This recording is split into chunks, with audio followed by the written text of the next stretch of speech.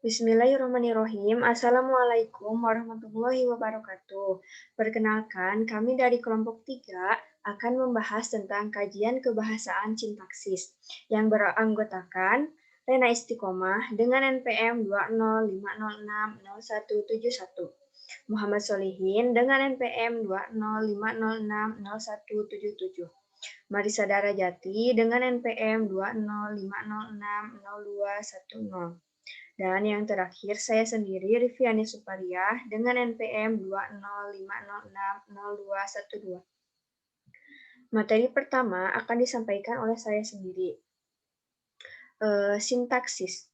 Sintaksis adalah bidang tataran linguistik yang secara tradisional disebut tata bahasa atau gramatika.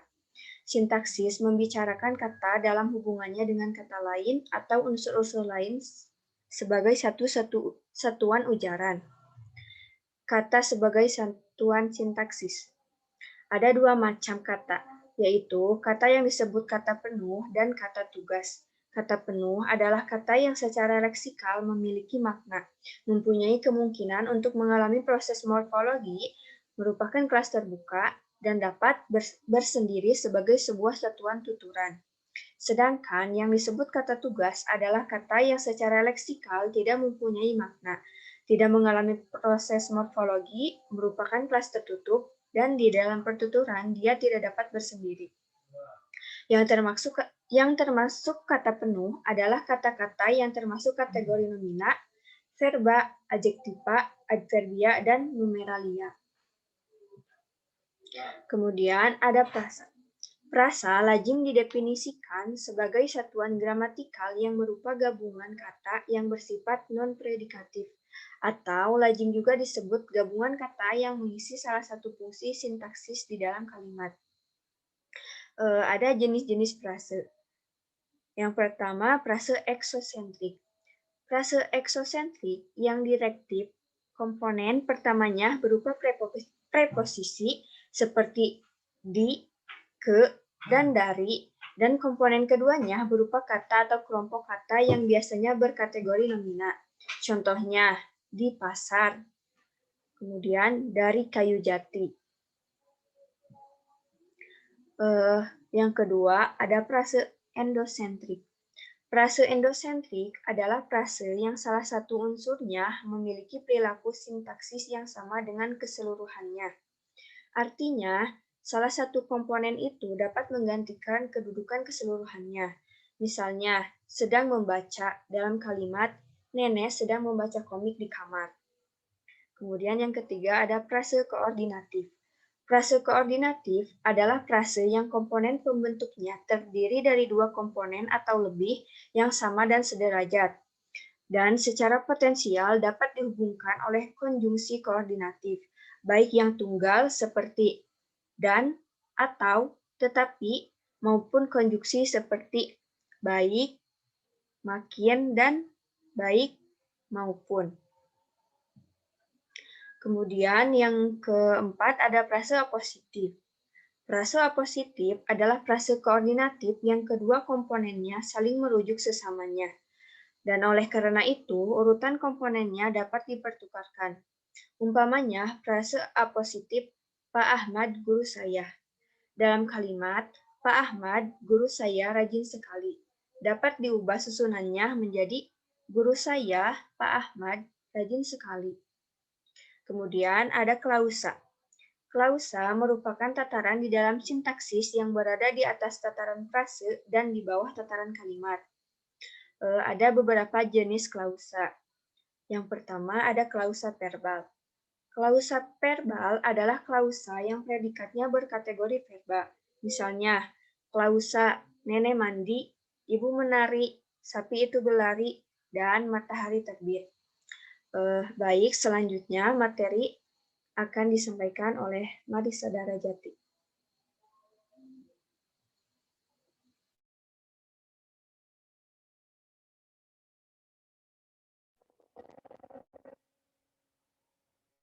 Yang kedua ada klausa nomina.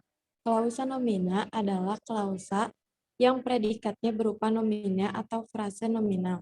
Misalnya petani, dosen, linguistik, dan satpam BAM swasta dalam klausa.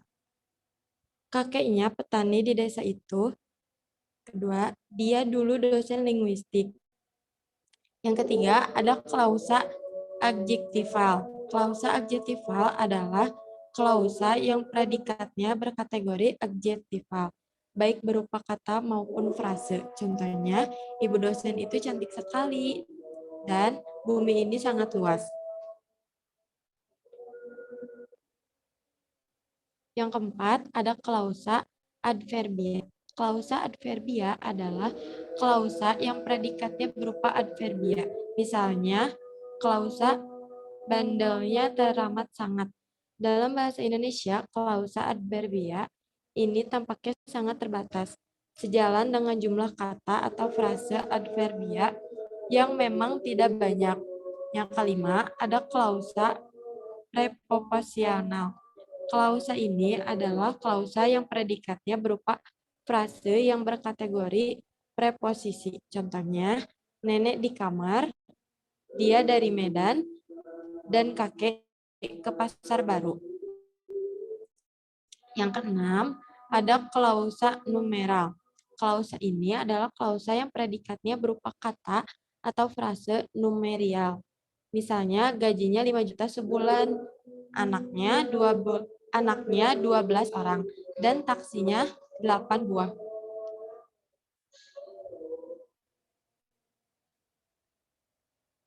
Kalimat. Kalimat adalah susunan kata-kata yang teratur, yang berisi pikiran, yang lengkap.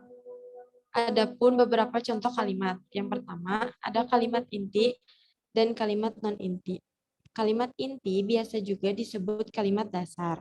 Kalimat yang dibentuk dari klausa ini yang lengkap bersifat deklaratif, aktif, atau netral, dan afirmatif. Contohnya, dalam kalimat, nenek membaca komik. Dapat diperlakukan proses penafsiran menjadi komik dibaca nenek. Yang kedua, kalimat majemuk koordinatif. Kalimat majemuk ini adalah kalimat majemuk yang klausa-klausanya memiliki status yang sama, yang setara, atau yang sederajat. Adapun contoh, nenek melirik, kakek tersenyum, dan adik tertawa-tawa. Dia membuka pintu, lalu menyilahkan kami masuk. Yang ketiga, kalimat majemuk subordinatif. Kalimat majemuk subordinatif adalah kalimat majemuk yang hubungannya antara klausa-klausanya tidak setara atau sederajat. Contohnya, kalau nenek pergi, kakek pun akan pergi. Terus, nenek membaca komik ketika kakek tidak ada di rumah. Yang keempat, ada kalimat mayor dan kalimat minor. Perbedaan kalimat mayor dan kalimat minor dilakukan berdasarkan lengkap dan tidak lengkapnya klausa yang menjadi konstituen dasar kalimat itu. Kalau klausanya lengkap, sekurang-kurangnya memiliki unsur subjek dan predikat. Yang kelima, kalimat verbal. Kalimat verbal adalah yang dibentuk dari klausa verbal atau kalimat yang predikatnya berupa kata atau frase yang berkategori verba. Verba itu kata kerja. Sedangkan kalimat non-verbal adalah kalimat yang predikatnya bukan kata atau frase verbal, bukan kata kerja. Yang keenam, ada kalimat transitif. Kalimat transitif adalah kalimat yang predikatnya berupa verba transitif, yaitu verba yang biasanya diikuti oleh satu subjek. Maka verba tersebut bersifat monotransitif dan yang diikuti oleh dua objek, maka verba tersebut bersifat bitransitif. Contoh kalimat monotransitif adalah Dika menendang bola. Contoh kalimat bintransitif, Dika membelikan Nita sebuah kamus bahasa Jepang. Yang ketujuh, ada kalimat intransitif. Kalimat intransitif adalah kalimat predikatnya berupa verba intransitif, yaitu verba yang tidak memiliki objek. Contohnya pada kalimat yang pertama, nenek menari. Yang kedua, kakek berlari ke kamar mandi. Yang ketiga, ayah belum datang. Dan yang kedelapan ada juga kalimat aktif. Kalimat aktif adalah kalimat yang predikatnya kata kerja aktif. Dalam bahasa Indonesia, verba aktif biasanya ditandai dengan freksip me atau memper. Contohnya, kakek menulis surat, nenek mendengarkan siaran sepak bola, dan Dika memperpanjang KTP-nya. Selanjutnya akan dilanjutkan oleh Rena.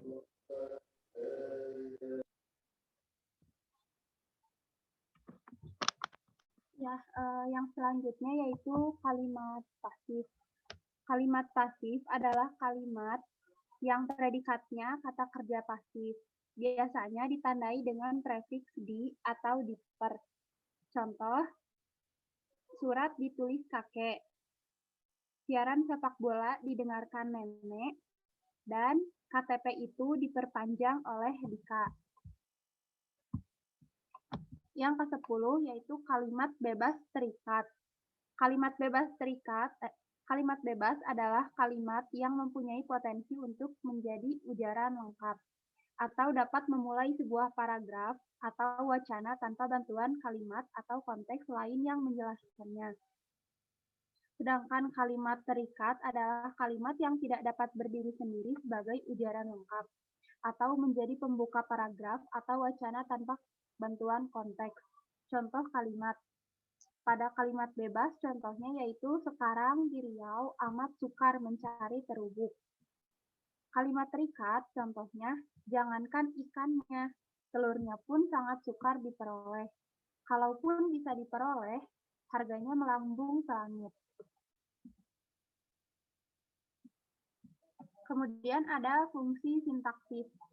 Fungsi sintaksis akan menghubungkan kata atau frasa dalam kalimat itu. Artinya, fungsi itu memiliki hubungan dengan urutan kata atau frasa dalam kalimat.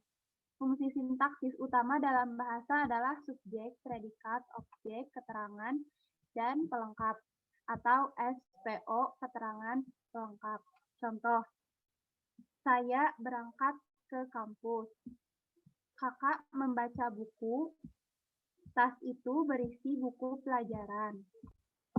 Objek dalam kalimat dapat berubah menjadi subjek apabila menjadi kalimat pasif. Misalnya dalam contoh, kakak membaca buku menjadi buku dibaca oleh kakak.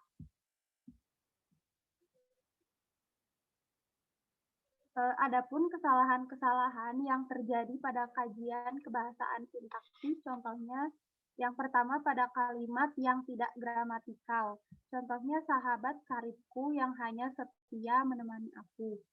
Temanku yang satu kelas sama aku yang suka marah. Yang B, kalimat yang tidak padu, contohnya, selain itu, yang menjadi masalahnya adalah para orang tua dari mereka. Di kelas 6, aku sekelas lagi dengan dia. Kemudian, tapi setelah itu, mereka langsung pergi tanpa pamit. Kemudian yang C, yaitu kalimat yang tidak efektif, itu contohnya, kakak saya adalah seorang anak petani yang nekat melanjutkan ke sekolah yang lebih tinggi seperti di SMA. Yang D, kalimat yang dipengaruhi oleh bahasa daerah atau bahasa Sunda, contohnya, adikna aku masih sekolah di TK.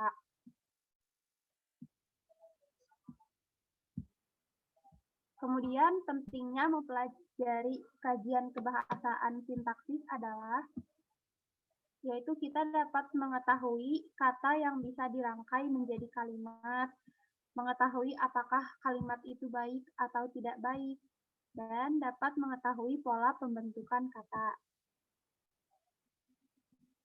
Terima kasih.